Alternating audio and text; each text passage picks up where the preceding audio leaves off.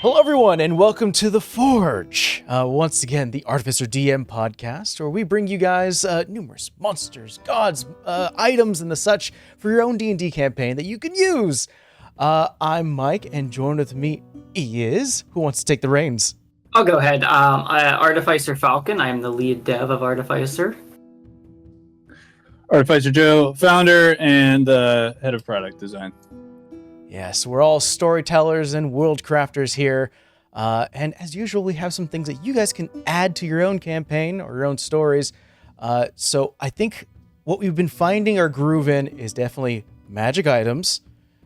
So let's start with that. A little bit of item craft right now. Falcon, you want to jump in and take this as the start? Yeah, so I got a kind of a little bit of a different one today. I have the Wanderer's Refuge Doorknob. And it is a small brass doorknob that is covered with intricate carvings. And what's really cool about it is it can be placed on any surface that's at least 3 foot wide by 7 foot tall, flat surface, and it sticks to it. And as soon as you put it on this surface, a doorway appears. And if you can turn it and you can open it, and it opens into, at first, a little run-down cabin. Nothing crazy, but this is an extra dimensional space that your players will have access to. And since this is kind of can be compared to like the Magnificent Mansion spell, right? There's definitely some caveats with this extra dimensional space. One, this doorknob has to be attuned to by a character that's at least 6th level. You can only remain inside for 8 hours, and it can only be opened once per day. Now, some of the big cons to this are the doorknob it will always be there. So after whoever you want to go inside for 8 hours goes in and closes the door behind them, that door still exists where you left it. So you can't quite use this in combat. You just use this as a quick escape to your house in combat, right? Because they're just going to follow you right in. So there are I feel like something like this can be pretty hard to balance, but I feel like that will definitely try and shift people away from using this in dangerous situations because they're just going to follow you right in. And you would hate to be interrupted while sleeping by some denizen of a dungeon or something along those lines. But it does come up with some other perks too. This is a static space. This isn't just a magical space. So you can leave your items here, and the next time you open it and go back in, your items will still be there. This is like a house. This is a physical space, extra dimensional, but it does exist. It's not just magic. It doesn't get magically created every time the door opens. But on the roleplay side, what could be cool about this is the doorkeeper, who is a shadow-like ghost who inhabits this space, that at least conceptually could give challenges to your players in order to expand on the space. So maybe they give a riddle, and if the players answer the riddle correctly or provide the correct items, maybe it's a gemstone that they come across in their travels. Maybe it grows into a 30 by 30 space instead of a 20 by 20. So small incremental upgrades over a player's journey with a lot of caveats to using this, I think could be really fun. It's like having a summer home, but no locks on the door. Exactly. It sounds like a thing you really have to use when you feel very safe. It's like, okay. Yes. I'll throw this out. Oh, 100%. Yeah. Definitely cannot be used in dangerous situations. And I mean, even if you're traveling and you use it on a large tree on the way to the next town, you better be sure it's not just on the side of the road that's, typically inhabited or patrolled by bandits, because all it takes is one curious person to open it up and see everybody sleeping in this strange cabin in the tree. Can I chop down a tree? If they use it carefully. Can a logger chop down a tree that has the doorknob in it? And then when the players decide to leave, they're like, this isn't where we came out of? 100%. Yeah. Because it is, their exit point is bound to the doorknob, and the doorknob sticks there. And once it is placed, it does not go away or fall off until the 8 hours have elapsed. So here's my fun question. Okay. What happens if I put the door in a portable hole? Can I cast Arcane What if I make a plank of wood? See, look. Mm-hmm. Yeah.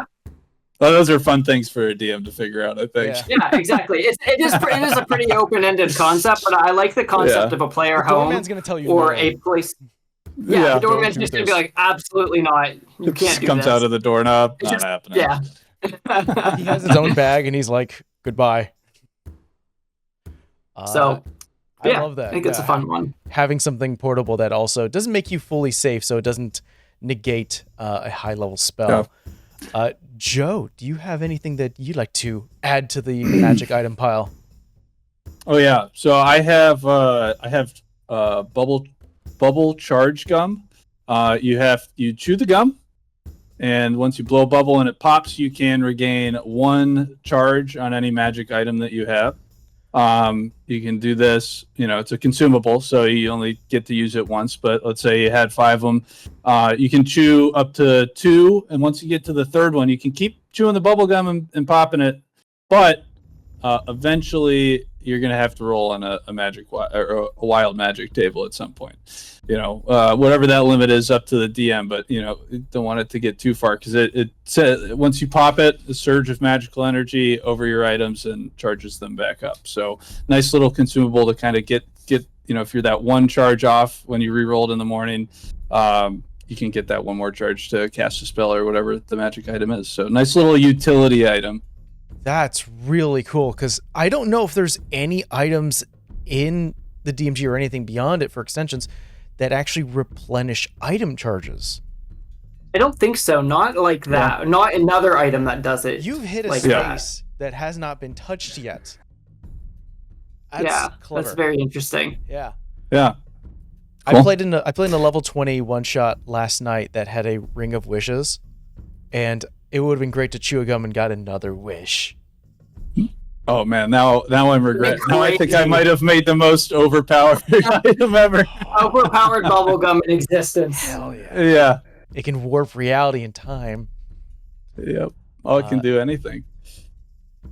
I don't think I have it. You're a lot of your items, Falcon and Joe, have like the sort of like meta use where you can like really get a lot of some, I guess, fun experience from it. Mine's not as thrilling or extravagant, but it is kind of flashy. It's called the Shot Line Ring, and what it is that it is a ring that sits on your middle finger and has a singular band that wraps around your wrist, and you can replace one of your attack actions. So if you do the attack action, you could place one of your attacks to cast Grasping Vine. You could do it in 2 particular ways by extending some charges. You can expend 1 charge to go ahead and do that Grasping Vine. Alternatively, you can also aim for, much like the actual spell, you can aim for like a solid location and pull yourself forward. Alternatively, you can cast, or you can utilize 2 charges and do a wrap shot in which the entire ring and the actual like fabric releases from your hand, and a creature needs to make a dex save of 14 or be restrained while it's currently wrapped up. So I just redubbed it as my Spider-Man ring, because I like the concept of putting it on a monster 30 feet away, wrap them up. And it's only got 3 charges, and it costs some charge to actually use, so it's not broken. No, that's super fun. Until you pair it with the bubble gum. Oh my god, yeah. Wrap up, shoot again, wrap up again. Oh man. I'm gonna have to set rules on combat for that. Probably gonna cost a bonus action, just like a potion. Yeah, that makes sense. Actually, one of my players, Monk, has this, so they are very fast and dangerous because they just zip around the entire map like Spider-Man. Plus movement speed. I'm sure that's like 80 feet of movement speed. I don't want to talk about it. I made the mistake of giving them a boots of speed, and I was like, "Oh no!" No! Oh, so it's even worse. It's even worse. Well, sometimes you get all these magic items in hopes that you can use them, whether you're dungeon delving or you're solving some puzzle. But more than likely, you kind of want to use them in combat. And what's more fun than having a standard monster sheet than something that is homebrewed, which is why we have currently a little bit of a monster manual sort of mix-up for everyone here. We all have made some custom monsters for you guys to use. So I think I'll jump in for this one to start us off. The first one I have for you is called the Red Maw. The Red Maw, I found this image on, usually the way I find or make up monsters, I literally just look up monsters somewhere on the internet, something that has nothing to do with D&D, and I go, great, that would be great as a monster in D&D. This one, it is a large aquatic fish-like creature that has 2 heads. It's got its standard head, sort of this blue scales, and its jaw drops a significant amount where its belly can actually like hold 2 people. So it's a fairly large creature. I kind of got the inspiration from like whale sharks, where they just like, you could just see like the inside of their throat, and you could see like the spine, like the rib cage a little bit. It looks really weird. The second head is sort of like almost like a red skull, and it's protruding from its forehead. There's numerous tendrils, so it's a little freaky looking. It is a huge beast. Has an AC of 13. Not very, it's not very sturdy, but it does have about 100 HP. So it is sort of a bigger beast. So it's got some pull. It obviously has water breathing. It has an ability called Swallow, in which if a creature is grappled by the use of its tendrils upon its forehead, it could then reach up and swallow someone. Now, this creature does not deal a lot of damage. It's a lot of 1d4s, +3s. For low-level characters and even medium-level characters, it's nothing. This is nothing. That's not the danger. The danger is that once it swallows you, it'll then dive under the water. Because more than likely, you're fighting this creature in the water, or around the water, or next to, on a boat. That's why it has tendrils working out and grab you. The concept is that it'll dive underwater and just keep you there. And then, of course, it has sort of like a swallow feature where it can almost crush you with its muscles. And it's just meant to drown you, which a lot of people keep forgetting that drowning is a real thing that happens in D&D. That's very dangerous, and I like using it. I like dragging people underwater. It's my I don't know what that says about me though, but I like doing it. Hope you have a high constitution. Yes. I like the concept that if you get hurt for a certain amount of damage, even if you have high constitution, you have to scream out of pain and you lose a minute of air. So like if you have high constitution, oh wow, 6 minutes of holding a breath and he squishes you, you're like, oh, you lost some air. Very dangerous. I like that roll. I like that. Yeah, that's a good roll. Who else wants to take it? Well, I can. Yeah, I will go next. So I apologize for the American pronunciation of a Polish name, but I believe it's Zadislaw Beksinski. He is a Polish artist. I don't know if you guys are familiar. Very like Nightmare Fuel. And his art style, art style inspired this. It's almost like the size of a dog, but it is mechanical in nature. And instead of running on paws, it has scythes as its front legs, and then just like mechanical back legs. But it has like furred flesh draped over a mechanical shell. So it has these really hard edges to it, hard lines underneath. So it's like a robot almost, but powered by, I kind of imagine some form of soul gem type thing, like Oblivion or from the Elder Scrolls, powering it. And it is a construct that, again, 2 very large scythe-like front legs. I kind of imagine it being able to stand up on 2 legs, but majority of the time is on 4 legs, and it's just terrifying. It has, like black mist pouring from its eyes, and it's kind of a bit of like a rushdown frontline monster. It's in the probably a handful for some lower level characters, but a good, middle, like level 5 group of 4 type thing. Very fear based, immune to psychic, immune to poison, and like immune to, it's a construct. It's immune to most, like charmed, frightened, exhausted. If anybody finishes a turn within 5 feet of it, DC 15 or be frightened. So it's like you get close and then you get scared off.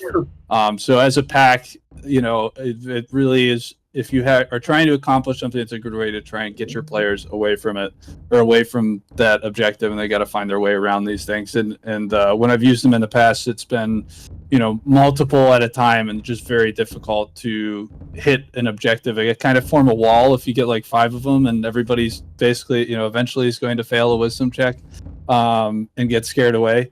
So not a huge damage dealer with the scythes on it, but that's how it attacks. So AC I had at like 14. Yes, yeah. So I do recommend checking the artist out. I have a lot of, I like bordering. It's like, very heroic fantasy in my campaigns with like just enough touch of horror, and that artist definitely will get you in the right mindset for it. So that is mine. Super Brandon. Fun. Yes. All right. Falcon, what do you got? I got the Whisperling, and it kind of came from inspiration a little bit from Mind Flayers that exist, currently in D&D, and I got the idea. It is a little tropey because it's like the concept has been done before, but I still find it super fun, and so I wanted to kind of create something dedicated to it. So a Whisperling is a small jellyfish-like creature about the size of somebody's hand, right? Very, very small. Inherently not a very strong creature. It only, AC of 13, 66 HP. Very, pretty weak. But what's special about it, or maybe, kind of terrifying about it, is its mind control capabilities. So these things work as a hive mind.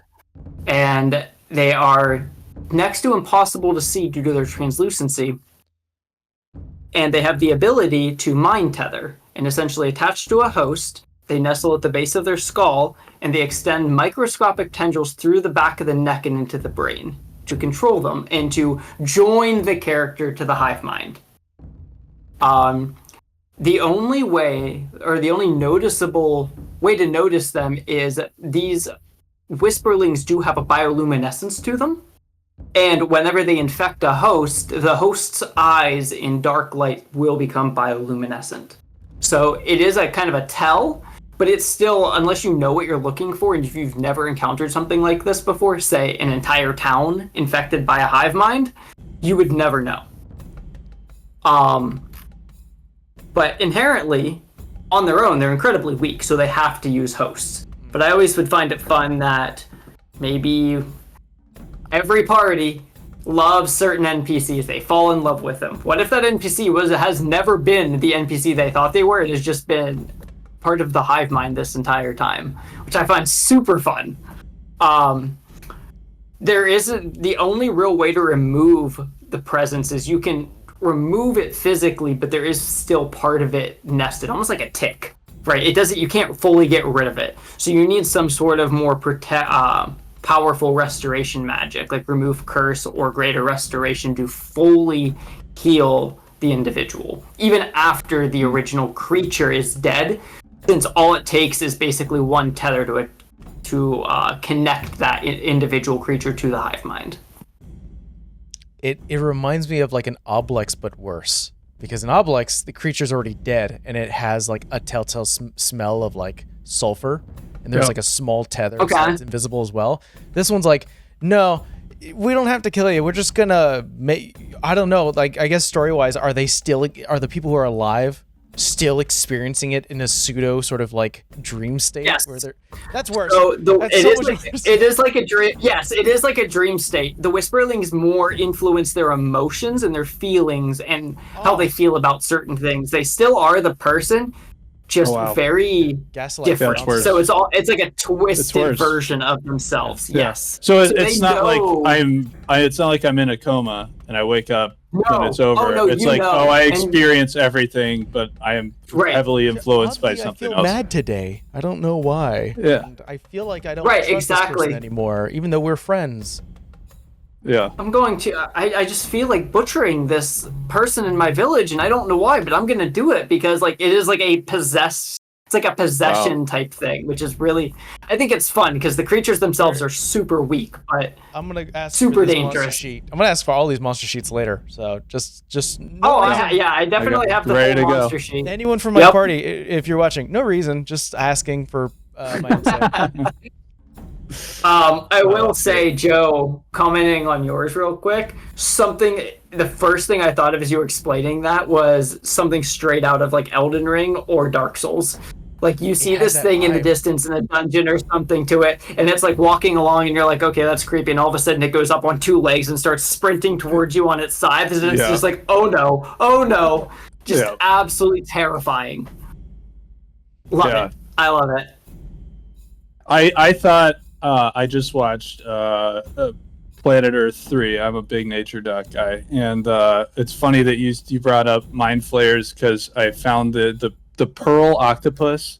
It's very kind of similar. There's like they are very deep ocean dwellers, and they like are in groups. They all have like raise their eggs in this massive group. There's like 28,000 of them in the same location, but they look like mini mind flayers basically.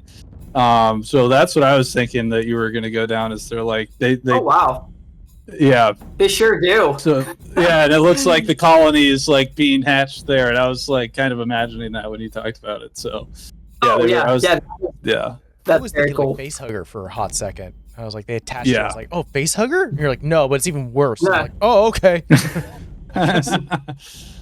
Well, you thought it'd be as easy as dying? No, it's gonna be worse than that. Sorry. Another thing that's worse about these sort of creatures that you made, Falcon, is that the fact that they're not invisible, like magically invisible, meaning that a person who does have sea invisibility or true sight, it's still a natural effect. So they're just really stealthy, technically and mechanically. Yes. So it makes it even harder to even locate them. It's like, I do detect magic. Well, first of all, detect magic doesn't locate invisible creatures. All right, fine. I see invisibility. Still don't see them. There's nothing there. Right. They're just native, like they're just naturally, organically translucent and very hard to see, especially because they're not very big and they're like all the way back at the base of the skull and they're just kind of like flattened against the back of the head. So yeah, this is all bad. One of you brought me a Silent Hill creature, and the other one brought the worst one, an alien invasion. Love it. I was going to say, well, all of that in mind, sometimes, obviously with the other one, you need some big healing, and big healing, for me at least, when it comes to storytelling, always comes from the gods. And we can always look up different pantheons to inspire us when it comes to actually creating deities for our worlds. But we've all come together to make our own kind of custom deity that you can use for your own world. Joe, do you want to start us off with what god you've brought? Or gods, I think, in your case. Yes. I have two. You can't tell the story of either of them without each other. So mine are heavily influenced by Aztec culture. I have the two are the god of the sun and god of the moon. But the twist being they are actually ancient silver and gold dragons that have, according to myth, they ascended to godhood, a millennia ago, but in reality are tended to and guarded by a sect of the which I call the Runic Sun and Mood Shroud Guard. These like two sides of the same civilization that have looked after and cared for these dragons throughout the years. So in myth, they are no longer a thing, but they've actually been alive the entire time, and have over time developed some abilities of a standard deity. I like the concept of like all these people worshiping them have directly given them the power and the ability to influence the world. But they really are kind of regional. Where the people that worship them are in a desert, and they are the ones that influence, bring rain whenever worship is high, and then when worship's a little bit lower, they might go through a drought, and everybody has to believe again. They have this very regional, instead of like having impact anywhere, and they have clerics all over the world, they really only have this one, portion of the world, that this one culture, so the two of them together have been around. I named them Sitli and Taomi. Sitli being the god of the sun, and Taomi being the god of the moon. Both having some origin there in Aztec language. So I like to imagine that it'd be very difficult for the players to find out that they're actually, alive, and probably to other cultures, they're like, that's not part of the pantheon at all. Those aren't gods. They don't see the influence. But then when you get to the people of Teptil, which is the name of the civilization or culture around them, they're like, these are the only two gods. No other gods matter. That's cool. Because their entire worldview is shaped by this gold and silver dragon that have kind of led them to this point in their society. So, and they've sustained, they're region locked, and because of that, a lot of the rest of the world might have some amenities like flying ships, very majocracies, and have some form of technology, maybe firearms, and this part has stayed the same for thousands of years because they haven't needed to advance, because they have the two gods that have directly led to their prosperity. There's some amount of advancement through magic, but it's mostly divine magic, not the arcane magic of the rest of the world. So yeah, those are my two gods. Pass it over to whoever wants to go next. I love gods when they come in pairs, because then there's like a history. Yes. And that gives players a reason to explore temples and tombs. It's like, oh, this is why they're together, or against each other, or chasing each other. That's really nice. Yeah. Also, region locking very much feels like God of War. Where you can go to Greece and find a different pantheon, then you can go to like Norse mythology. I love the fact that there's a separation. Falcon, what do you got? All right, I have Zilith, the forgotten deity of ink. Ooh. So Zilith is an interesting one. So Zilith long ago was kind of a source of inspiration for creators and scribes, and every time anything was penned, there was a small bit of Zilith's essence put into each stroke of the pen, stroke of the quill. Every piece of writing had a tiny part of divinity kind of baked into it. But on the flip side of that, Zilith was aware of everything that was being written across the world.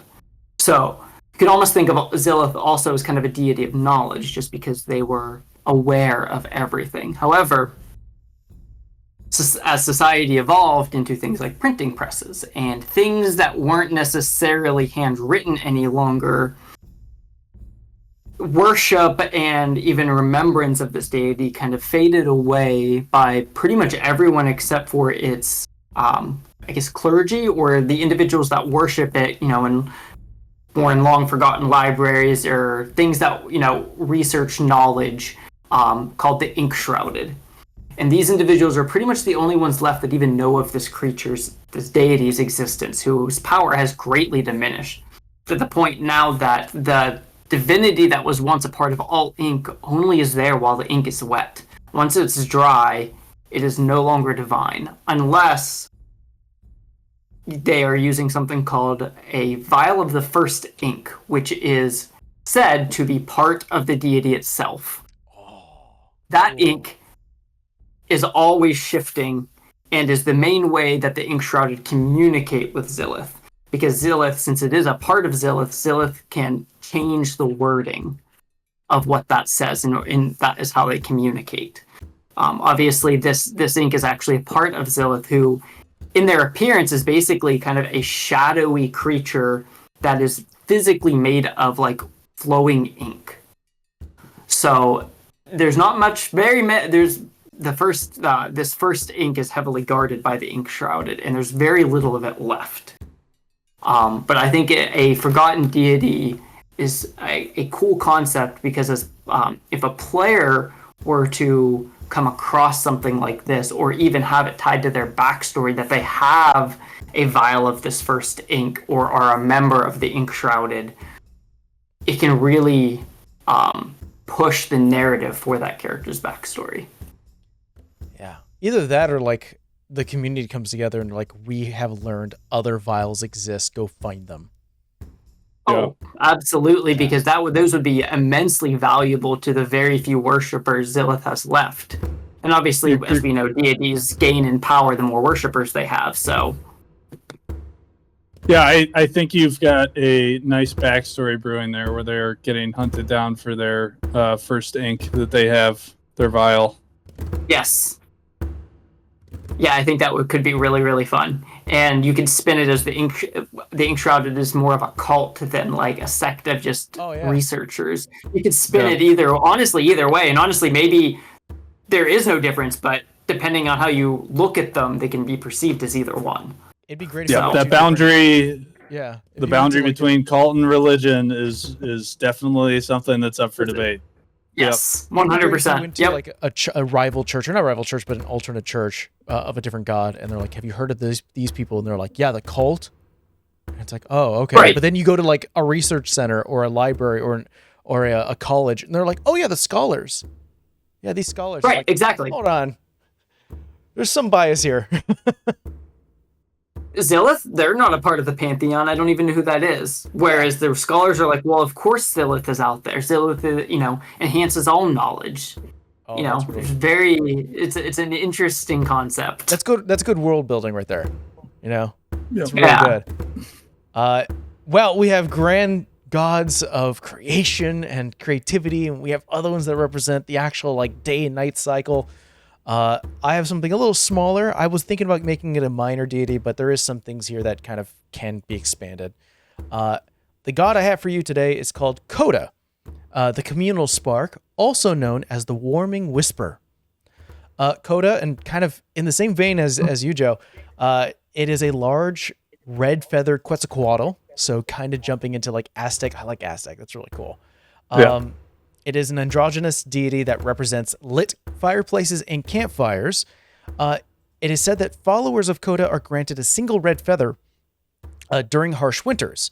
The feather may light any fireplace or campfire so long as it's shared with others. The warming whisper represents community. Fireplaces are generally found in the living room and other community spaces, and it is said the reason why people are drawn to taverns is because Coda's whispers and promise of warmth and safety is provided and shared. The communal spark cannot exist in towns that have an absence of people, so it instructs those followers to bring bright lights to those forgotten cities. So it's kind of a, you've been told by your god, like there's a town that's been abandoned underneath the water, or maybe somewhere like in this forest long ago. It's like, build it back up. We need people there. It's a town that has no community, has no people. Bring people there, clear it out. And that's kind of the concept of Coda. Awesome. Very well fleshed out. Yes.